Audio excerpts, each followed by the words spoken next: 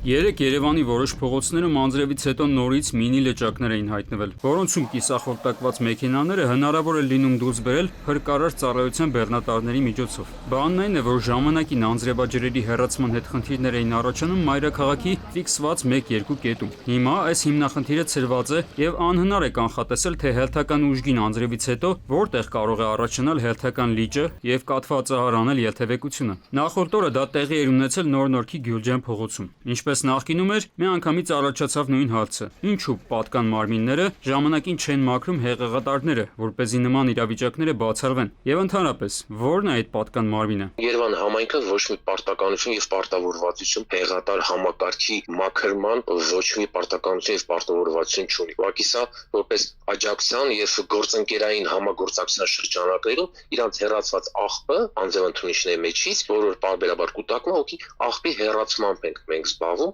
արդեն մակերեսի վրայից, ոչ թե մեջից։ Համակարգն ամբողջությամբ տնօրինում եւ կառավարում է Veolia ջուր ընկերությունը, այսինքն հենց այս ընկերությունն էլ պետք է ժամանակին մաքրի հեղեղատարները եւ ապահովի դրանց արդյունավետ աշխատանքը, առավել եւս անձրևների այս սեզոնին։ Veolia ջուր ընկերությունը վարձակալության պայմանագրով կառավարում է իրեն հանձնված բնակավայրերի անձրևաջրերի հեռացման համակարգերը։ Թեև սակագներում անձրևատարների մաքրման համար առանձին գումար նախատեսված չէ, ընկերությունը տարվա ընթացքում մշտապես իրականացնում է դրանց մաքրում եւ անհրաժեշտ վերանորոգում, ապահովելով աշխատանքային վիճակը։ Հատուկ ուշադրություն է դարձվում անձրևաջրերի կուտակումների խնդրահարույց վայրերին, իսկ Երևանում մասնագիտացված խմբերը շարունակաբար զբաղվում են անձրևատարների մաքրմամբ։ Լավ է, որ գործառույթները հստակեցված են, բա այդ դեպքում ինչու խնդիրը չի վերանում։ Երբ եւ ինչ մեթոդներով է լուծվելու մայրաքաղաքի տարբեր շրջաններում առկա ջրահեռացման համակարգերի հավուր պատշաճի աշխատելու խնդիրը։ Վարձակալված համակարգը ունի լուրջ թերություններ, ոչ բոլոր փողոցներն ունեն անձրևատարներ, իսկ շատերի թողունակությունը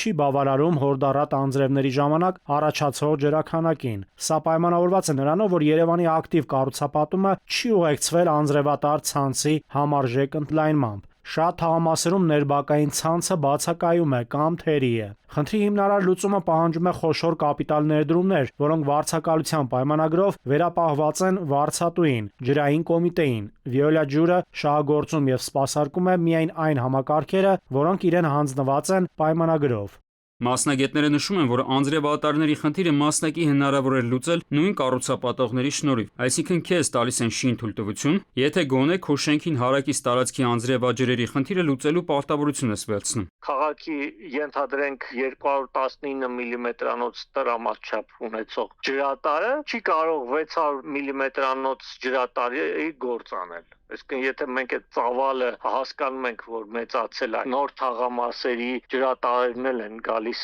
մագիստրալներին միանում եւ դրանց քանակական տվյալը մաթեմատիկորեն էլ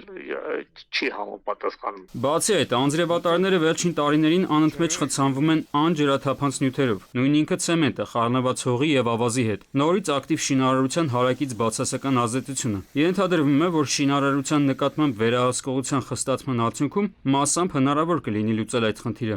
Արմեն Նաթալյան, ժամը լրատվական։